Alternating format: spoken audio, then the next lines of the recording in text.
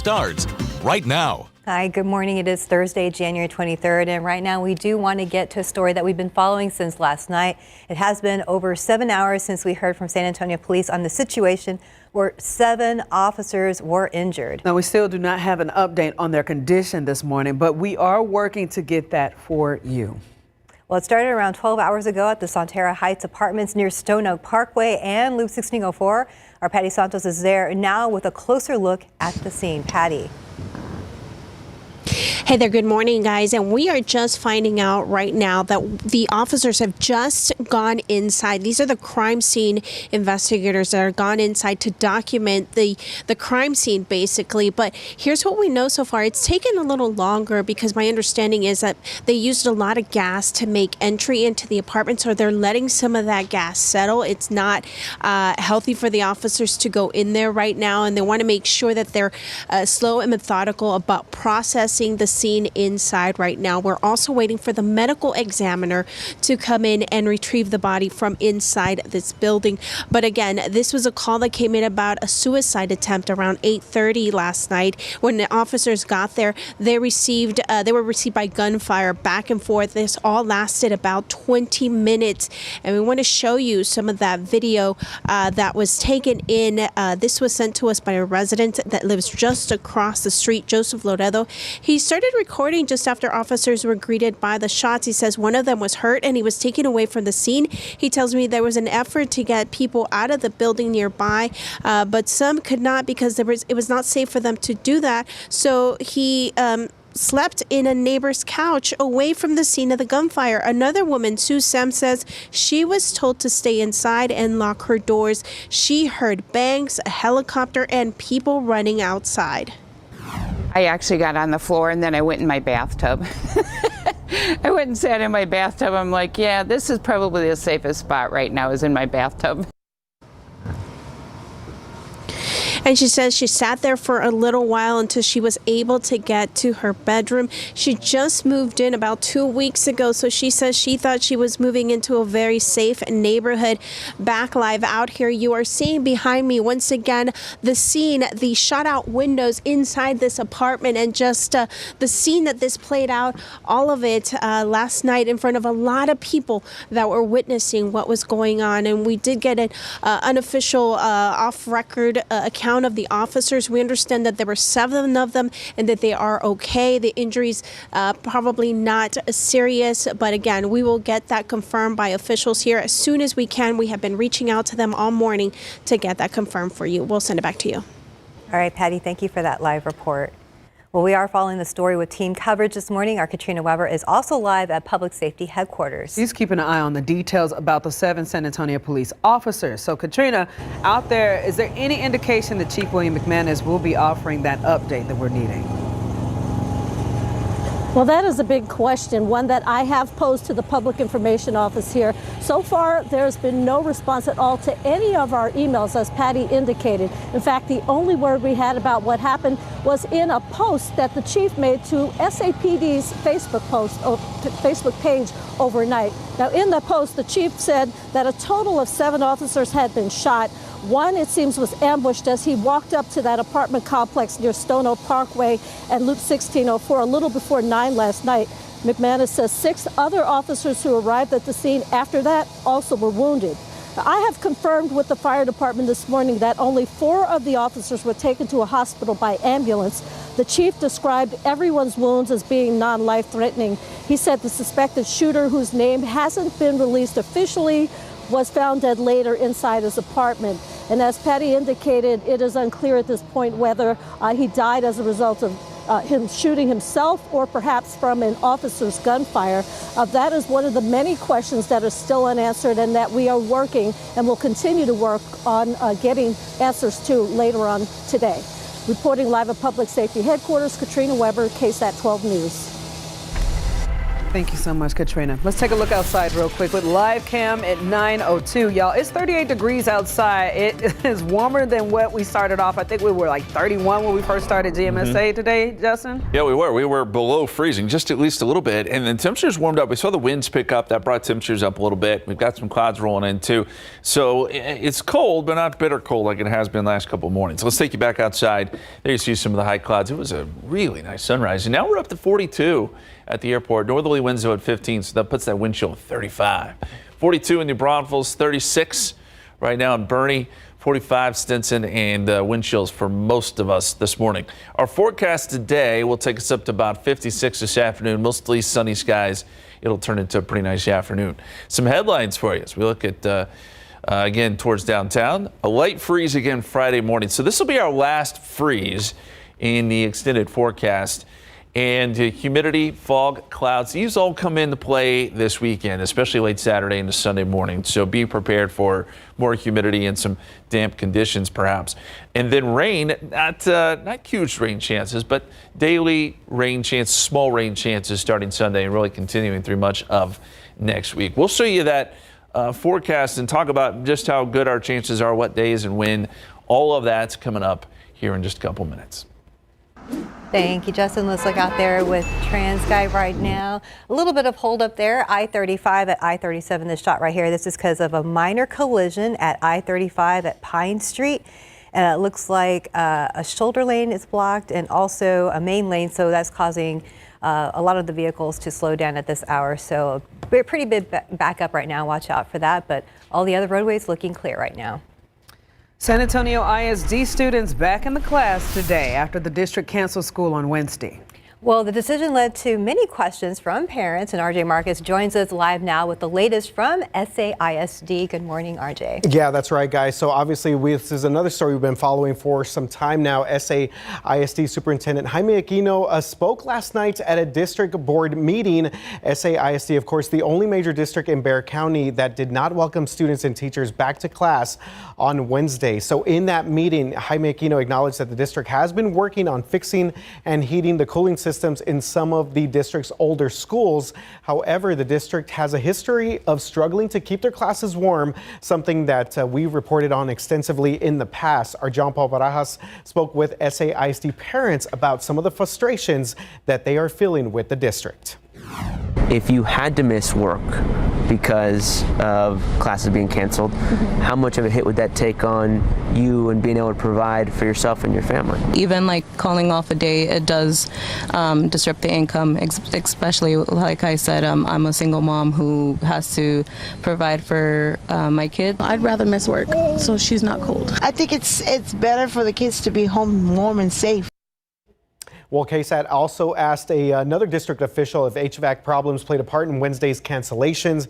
They did not confirm that it was taken. They did confirm, that it was taken into account when they decided to call off class. However, classes, of course, as we've been reporting, resuming as normal today. So State Representative Diego Bernal spoke to him yesterday. He's no stranger to SAISD's troubled history. His daughter actually attends an SAISD school. He's an SAISD alum as well. And of course, his district is home to several of the district's campuses. So he says that this is a complicated problem and issue because many district buildings are older and the district is landlocked. Plus, many were not built to withstand extreme heat or cold temperatures. But he said it's up to lawmakers up in Austin to work together to help these aging districts like SAISD. But for the amount of money that's needed for all of these repairs, it could also come down to more bond money.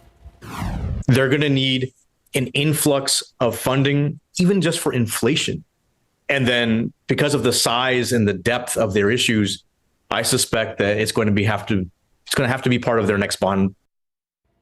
Now, Bernal said that there could be an avenue for more school funding for districts like SAISD this legislative session, depending on what happens with school vouchers. Is if it does pass, is that we can attach a school finance bill to it saying, if you want this, then our schools need this. I think that there's going to be sort of a Texas two-step with vouchers. All right, so an interesting conversation there with Representative Bernal here. Again, he's from San Antonio, representing SAISD. He also added that there could be a shift in how public school students are funded, with a focus more on enrollment numbers and not necessarily attendance. So, guys, we're going to have that interview with Diego Bernal posted on KSAT.com. We went into a lot of discussions about school vouchers, school financing. Obviously, SAISD, this is not an easy fix by any means or stretch, so it's something that I think can be helped by a lot of different angles here. So check out that interview on KSAT.com a little bit later on this morning. All right. Thank you, RJ. Thanks, a lot guys. of parents, lawmakers, community watching this right now. And that's what he said. It's going to take a full team effort. He said, all tides kind of rise together in this effort, whether you're Republican, Democrat, trying to figure things out up the road in Austin and back here at home. All right. Thank you, Thanks, RJ. guys. All right, guys, it is now 9:08. We're looking at 42 degrees outside and still ahead on GMSA at 9. Yes, before we go to break, KSAT Community is hosting a phone bank later today during our newscast from noon to 1 and then from 5 p.m. to 7 p.m. So you can call in and make a donation here in San Antonio, or you can also help the ongoing recovery efforts from the fires in California. We're going to share that phone number call at noon today. Welcome back. It is 9:12. And here's today's 9 at 9. San Antonio police are investigating after a newborn baby was left outside in the snow and freezing temperatures on Tuesday morning. That baby now in critical condition. San Antonio police tell us a man found the infant wrapped in a towel on a snow-covered sidewalk near Nolan and Cherry Street. The umbilical cord was still attached. The child was rushed to the hospital. We also know police spoke with 2 women. However, it's not clear if any charges have been filed. Jury deliberations in the murder trial of Mason Lubitz will continue this morning. Lubitz was charged with the murder of Trevor Beeman on Christmas Day 2021. Defense said that Lubitz's attorneys say that he shot Beeman in self-defense after he walked into his apartment threatening to assault him. Prosecutors say Beeman didn't walk inside and that his body was found outside the door. Prosecutors also say that Lubitz planned the murder months after a previous attack by Beeman. The jury reconvenes this morning. In California, a new fire is spreading quickly through Los Angeles area homes. The Hughes fire, which began yesterday, has been burning areas the size of football fields every 2 to 3 seconds. The good news, though, officials say with less wind, they have been able to constantly attack the blaze. Still, tens of thousands of people who live in the area are under evacuation orders or warnings. As California continues to deal with wildfires, President Donald Trump is talking about overhauling FEMA. The federal agency is responsible for helping people before, during, and after disasters. Trump says that he wants the states to respond to their own disasters, and then the federal government can send them money. According to FEMA, in the last 4 years, it responded to nearly 300 major disasters. Flights for refugees preparing to come to the U.S. have been canceled. According to a memo from the State Department sent to resettlement partners, the move is part of President Donald Trump's executive order on immigration and is expected to affect about 10,000 people who had already scheduled their flights. Officials also say no additional travel bookings will be accepted. During the Biden administration, refugee admissions were limited to 125,000 per year. For users across America, TikTok has been restored to users. However, its future still is unclear after the 14-hour shutdown last weekend. While President Donald Trump has initially talked about efforts to ban the app due to concerns about the Chinese-owned company, he has now signed an executive action to delay the ban for 75 days. When those days are up, Trump said that he could choose to close the app or force it to sell.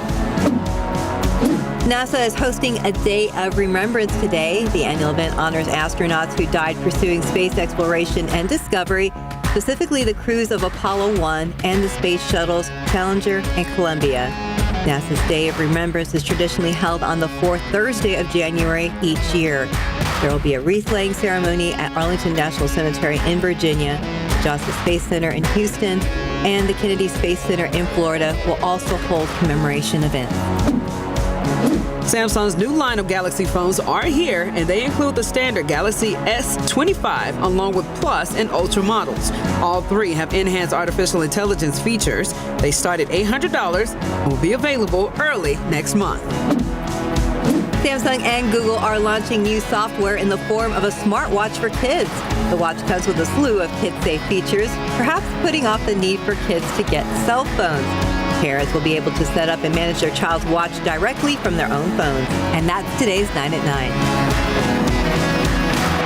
9. Another device. Watch. Something you parents got to deal with, man. I know. I give up. I throw my hands up. I got nothing. There's gonna be robots soon. It's all happening. Yeah. Let's just bring more snow so they can be busy, right? Yeah, I know. I sound like an old person. I'm sorry. No, it's great. Technology is great. And the snow was fun. Yes, it was. But it's all gone. Temperatures are starting to warm up. Let's take a look at the drought monitor. This just came in. And man, it's like the same thing every week. We just cannot seem to shake this drought. This red color represents extreme drought. We had cut into it a little bit at the end of last year, but just not enough. So it's still there. We still haven't got enough rain to dig ourselves out. And as you go west, places like Del Rio now starting to move back into extreme drought in most of our viewing areas within a severe drought. So there's not a lot of great news here, but I guess if you want to look ahead, we do have a little bit of good news. The precipitation outlook as we get into next week, and not this weekend, but the next weekend, is likely above average. So that's good. We should pick up some rain next week. Can't guarantee it's going to be a lot of heavy rain, but we have chances showing up really starting Sunday and going all the way through probably, again, not this weekend, but next weekend. So right now, 30% chance Sunday. That's mostly going to be light stuff, and then maybe some showers Tuesday and Wednesday. I don't think it's going to necessarily get us out of the drought, but we just got to keep chipping away. That's all we can do. And as we go outside for you, we've got some thin high clouds, 42 degrees at the airport, 42 in New Braunfels. Pretty good wind at this point out of the north at 15 miles per hour. So it still makes it feel like it's 35.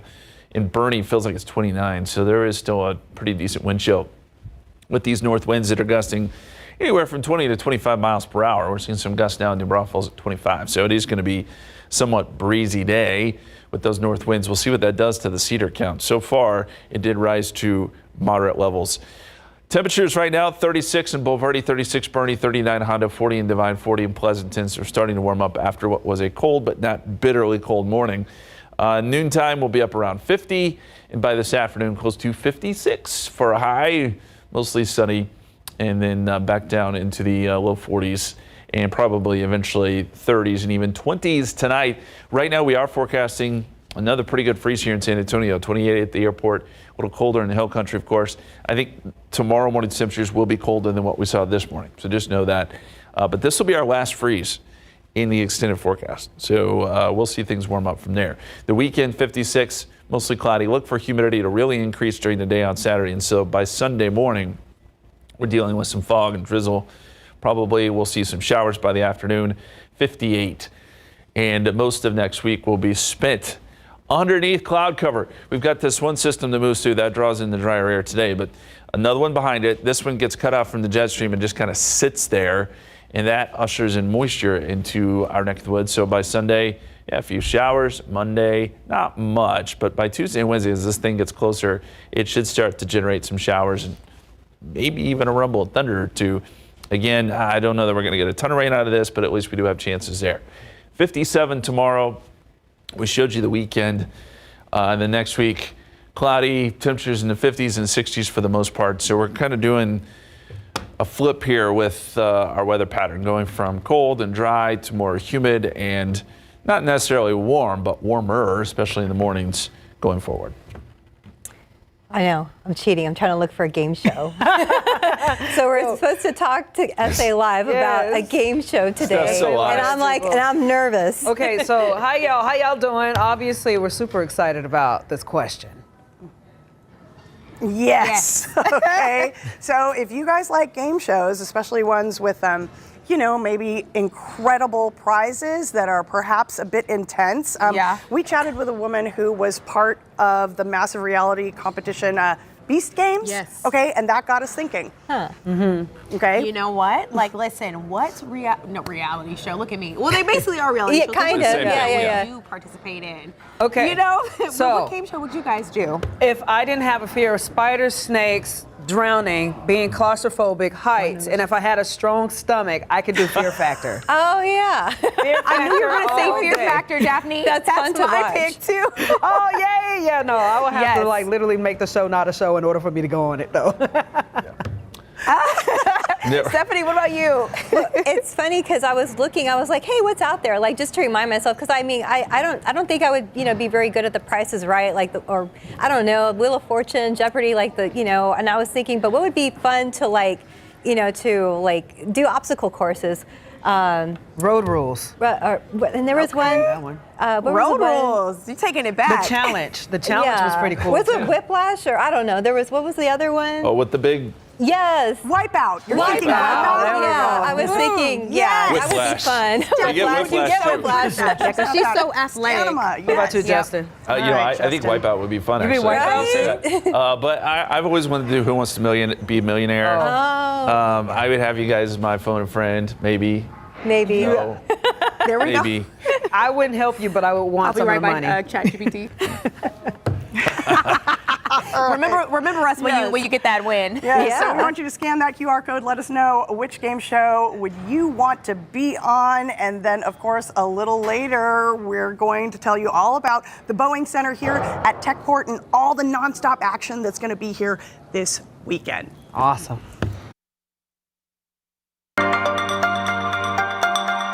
Welcome back. It's 9:25. Well, we want to remind you that Doc Talk is happening tonight. So this week we are talking with a pediatrician, and here's how it works. You can scan that QR code that's on your screen right now, and you can type a medical question, any health question that you would like to ask the doctor concerning your child.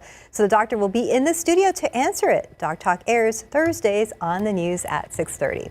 All right, 9:26. We're looking at 42 degrees outside. Grab that light jacket if you want to. We'll be right back with so much more coming your way.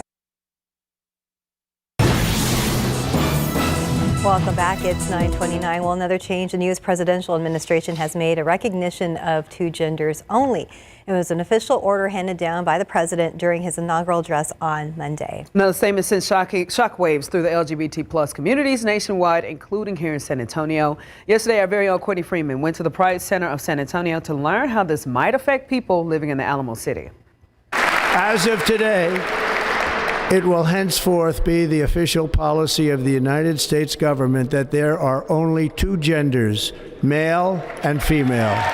Clapping for some, heartbreak for others. It's really sad and just further highlights the fear and begs the question of why? Why are non-binary folks and trans folks so feared? What do you mean by that, the fear? What do you think the fear is? Not knowing what it means to be non-binary, what it means to be trans. Erica Alcocer is the program manager at the Pride Center of San Antonio, where they've already heard and seen the fallout from this executive order. The impacts and the harm and the violence that brings. We see it a lot with our youth.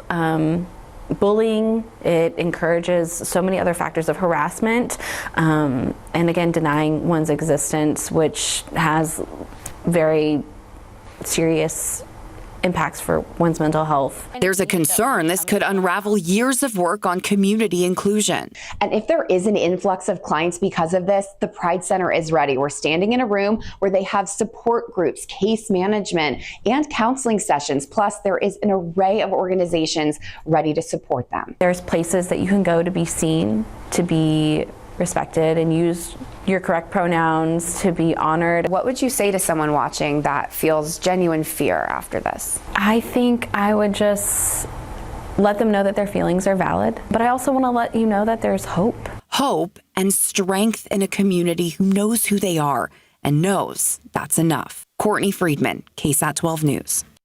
Well, the Pride Center has programming not only for the LGBTQ plus community, but also other people who just want to learn and understand. So you can access all of the services by calling or emailing the Pride Center. And you can find all of this information on the story on our website at ksat.com.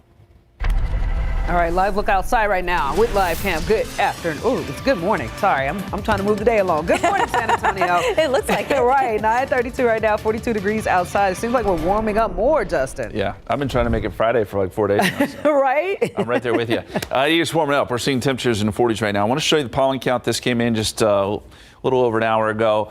Mountain Cedar has moved back up to moderate levels. Yesterday it was at 10, it was really low, but we're getting north winds today. Stands to reason it would come up. Now, this is not a huge number, honestly. Molds are low at 100. And as I've been saying, we've kind of been going through the season with some pretty good Mountain Cedar numbers here. We haven't had a whole lot of just really high counts. Let's hope that continues. We'll see where we end up tomorrow after these north winds today. Forecast. We're going to be up around 56 this afternoon, mostly sunny. We started off in the 30s this morning, yes, but we're making some good strides here.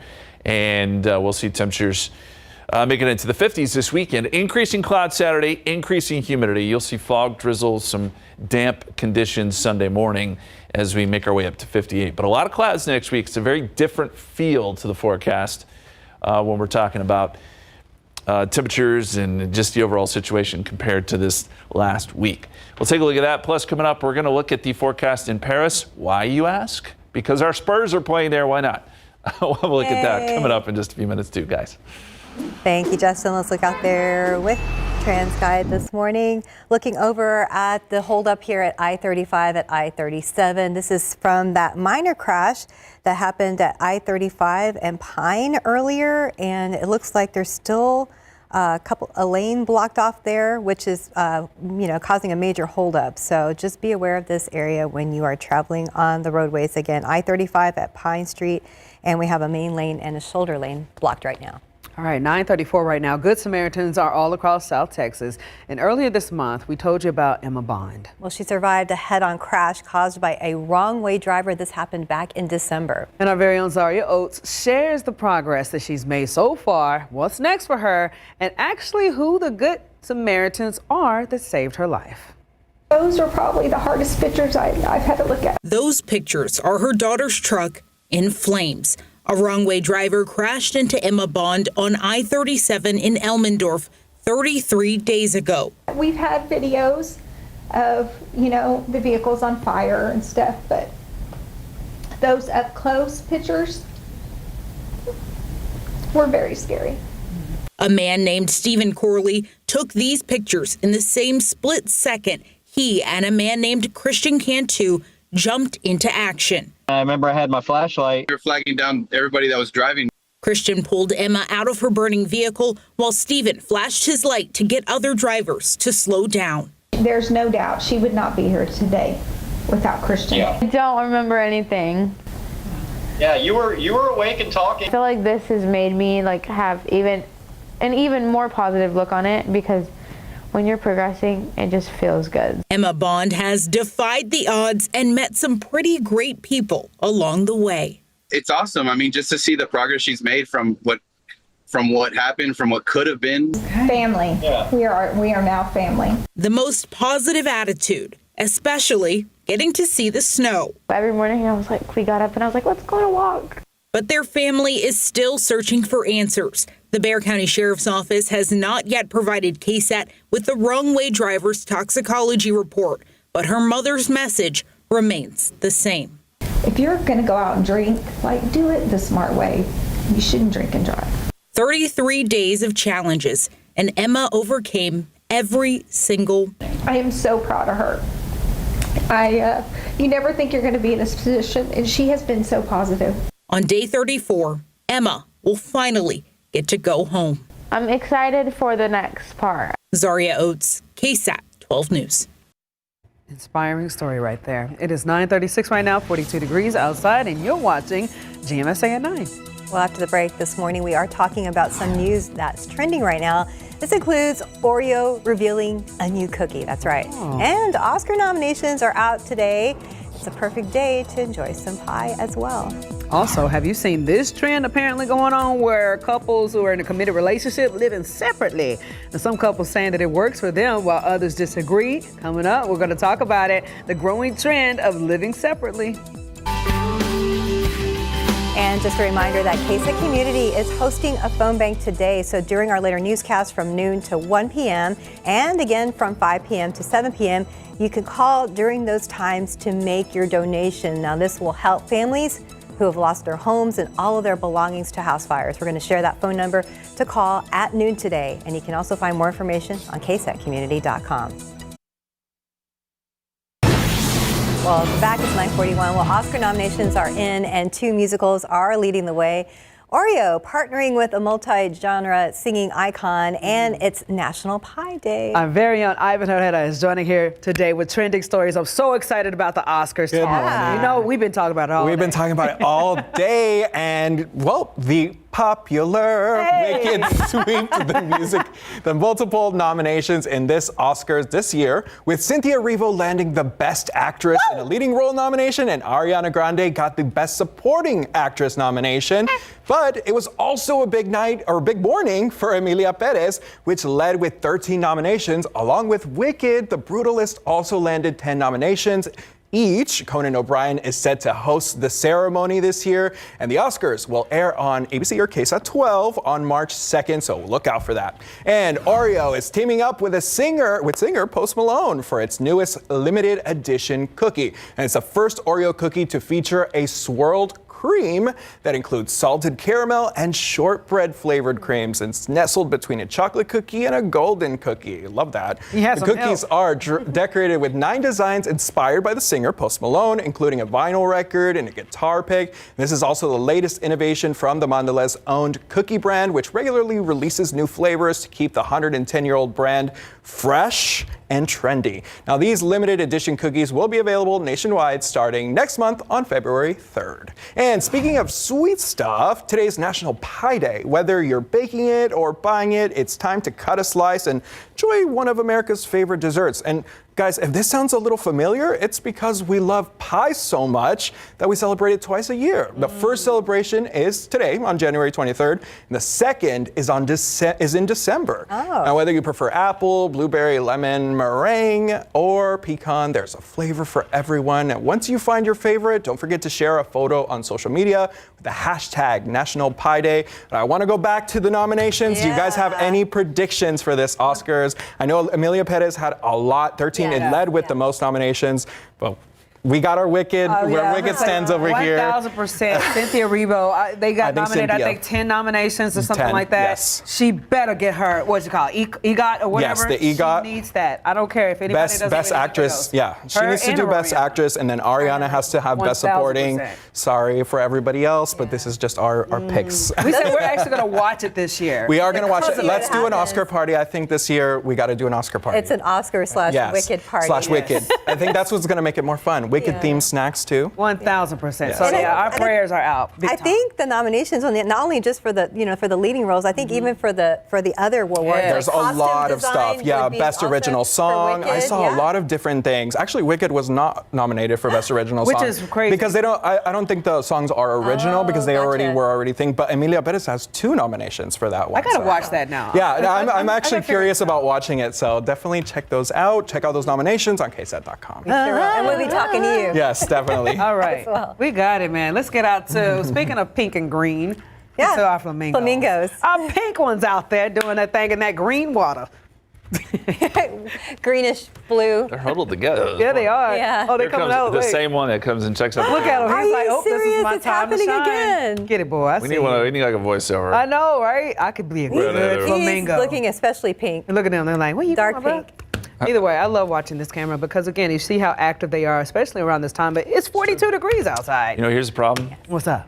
I haven't seen any of those movies that were nominated. Is that bad? You still have time. You still haven't seen Wicked yet? I don't know if I have time or not.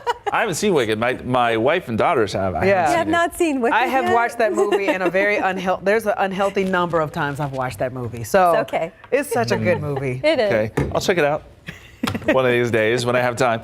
Let's take a look at a look back. Actually, I want to take you back to 1926. We got 6.4 inches of snow on this day in 1926, second most snowfall ever. So we're celebrating the anniversary by asking the question, what famous San Antonio landmark first opened its doors in 1926? If you were watching GMSA earlier, you know the answer. But Steph, Okay. were you watching?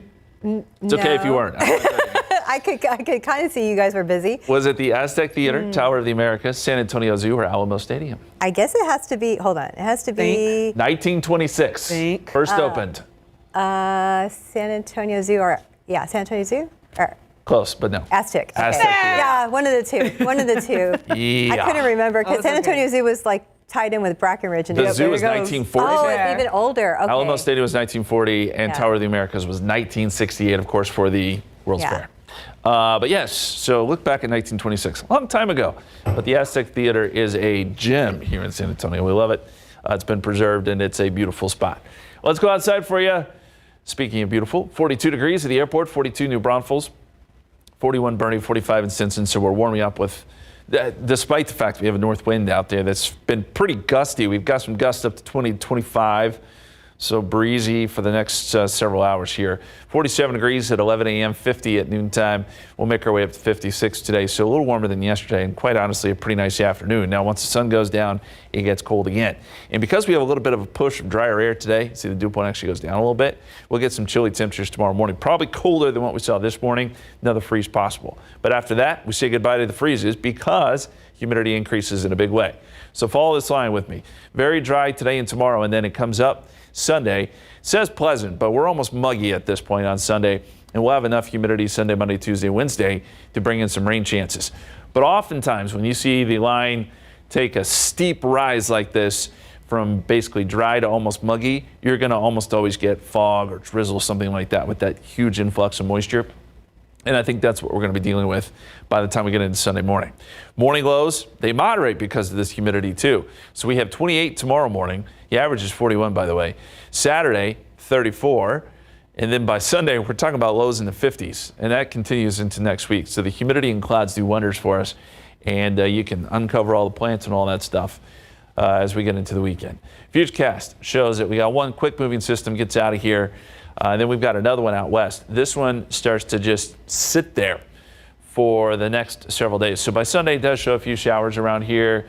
As we get into Monday, maybe a little bit less in the way of action. But as this low moves closer Tuesday and Wednesday, we bring the rain chances back up. And by the end of next week, we'll probably have some pretty good rain chances as this thing moves through Texas.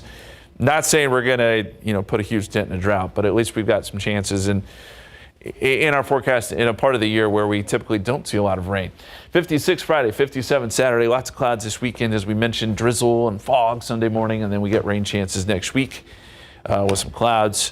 So kind of gray, maybe not a bad time to check out some of those movies. Maybe I will watch Wicked, I'm not sure. Please, you have to. You will not be disappointed. Have you seen the musical yet? I still haven't seen that. Actually, I have. Okay, well then. Many, many years ago. I think I kind of remember the premise, but yes. You will love what John Chu does with it. And the actors and actresses in it, again, I cannot rave about them enough. So it's great. You have to watch it in parts, maybe, with your busy schedule. Exactly. Speaking of parts, let's go to the part with SA Live. Our friends out there getting ready to talk about game shows. Oh, yes, and so much more. Okay, we're getting ready for 2 nights, not one, but 2 nights of total nonstop action wrestling right here in the Alamo City. So, are you ready to rumble? I don't know if that's what they say here, but I feel like we have somebody here who might, who can probably answer that correct question. us and confirm. Joining us today is Mike Santana. Hi, Mike. How we doing, ladies? Good morning. Good morning. Okay, so the rumble thing, is that a thing here? I don't know about the rumble thing. I think we just ring the bell and we get it going. All right, so ding, we're ding, just ding, girls. ding. We're like, we don't really know. All right, Ready to let's rumble, go. so ding, ding, ding, get right into it. Okay, well, getting right into it, you've beaten 4 former world champions since your return to the company. What can fans expect to see here at the TNA Wrestling World Champ from Mike Santana tonight? I mean, first and foremost, this is the first time we're going live with TNA in about 8 years, so it's going to be a rowdy show, and we're all looking forward to turning it up here at the Boeing Center in San Antonio. And as far as what I'm going to be doing, that's yet to be seen, right? All right. I like keeping it spicy and a surprise. Yep. So, all right, Mike. So Joe Hendry just won the TNA Wrestling World title. Are you primed to be the next challenger? Well, I mean, there's a saying in this business that if you're not here to be at the top spot and be the world champion, then what are we doing? So my thing is I'm always aiming for the top, and Joe Hendry definitely got a target on his back. Come on now, I like that. All right, now, how are tickets still available? If so, how can we purchase them? Yes, everybody could go grab tickets at TNAWrestling.com. I'm sure there's still some available, but hurry quick because these shows have been selling out show after show, so we're excited. All right. Thank you so much, Michael. We're going to hear from more of your favorite wrestlers, including the newest champ. The new TNA Wrestling World Heavyweight Champion, Joe Hendry, yes, is going to chat about his championship and challenging John Cena. What? Okay, all that and more when SA Live continues, top of the hour. Well, welcome back. It's 9:54. We have some late-breaking news in the shooting that we have been following since last night. San Antonio police now releasing the name of that suspect. Yes, and that suspect has been identified as 46-year-old Brandon Scott Paulos. San Antonio police say that SWAT entered the suspect's apartment and he was dead. Now, obviously, we're continuing to follow this story. We'll give you more updates when we get them. But again, we were told 7 officers were injured during this standoff/shooting. And at this time, our producer is telling us that fortunately, it appears that those officers are going to make a full recovery. So we're going to stay on top of the story throughout all day. And you be sure to check in on our later newscast and online at KSAT.com. And right now it's 9:55, so we're going to a growing trend of couples that live separately. Some are even saying that their relationship is better for it. ABC's Eva Pilgrim explains the pros and cons of living separate from your spouse. Sarah Paulson and Holland Taylor are doing it. So are Cheryl Lee Ralph and husband Senator Vincent Hughes. Even Gwyneth Paltrow and her husband Brad Falchuk did it for a year after tying the knot. All 3 couples in fully committed relationships, but living separately intentionally. He has his own life. I have my own life. When I go to see him, love to see him. When it's time to leave, bye-bye, see you soon. I'm telling you, life is good. Living apart together, highly recommend. Videos for living apart together getting millions of views online. Some people think it's bizarre, but it works great for us. Fans say it's the best of both worlds. Companionship when you want it, alone time when you don't. Living apart together allows couples to maintain their autonomy and independence within the context of a long-term committed relationship. And it's not just a Hollywood movement. The Census Bureau says that in 2023, almost 4 million Americans were living apart from their spouses. People these days are looking for relationships that work for their lives. Mandy and Cody Kreitel, both 38, live 360 miles apart in Alaska. Married in June, they see each other once a week. It's roughly a 6-hour drive or a 1-hour commercial flight. Sometimes during the week, I'll just fly down for dinner and I'll hop on the plane to get back for work the next day. Right now, they keep separate homes because they each share custody of their kids with their exes. But Mandy says even if they lived in the same city, she'd still prefer to live apart. It's like, wow, this isn't what we expected, but it's pretty great. Right now, we're thinking there's a good chance that we'll keep maintaining 2 separate houses and then just get together on a very regular basis. Experts say while this works for some, living together separately isn't for everyone. It makes the time the couples do have together all that more special because it's not something they take for granted. Very interesting. That was Eva Pilgrim reporting with ABC. Well, just a reminder that KSAT Community is hosting a phone bank during our later newscast today from noon to 1 p.m. and then from 5 to 7 p.m. These donations will help families who have lost everything to house fires, so you can keep your donation local, or you can also help with the recovery efforts in California. We will share that phone number to call at noon today, so you can find more information also on ksatcommunity.com. Out on the roadways, let's see what we're looking at. Things are looking pretty congested in this area. I-35 and I-37. This is from the same accident earlier, I-35 at Pine, and so there is a shoulder lane blocked and a main lane blocked, and it has really caused a backup with all those vehicles there. Weather-wise. Well, we'll be up in the 50s today. Turns into a pretty nice day. Know that we'll have a freeze coming up tomorrow morning.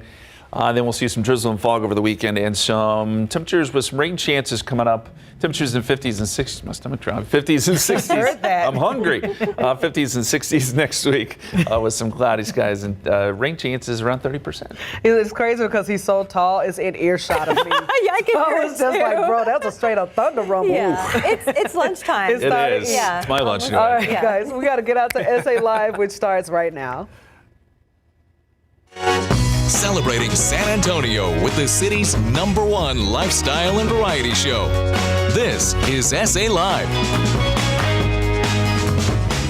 Well, this place is revolutionizing entertainment in the Alamo City. Live shows, esports, cutting-edge technology, local eats, and so much more. Today, SA Live is taking the show on the road to the Boeing Center at Techport. That's right. We're finding out the exciting acts they're bringing to the city this year and getting a sneak peek at an action-packed event happening tonight.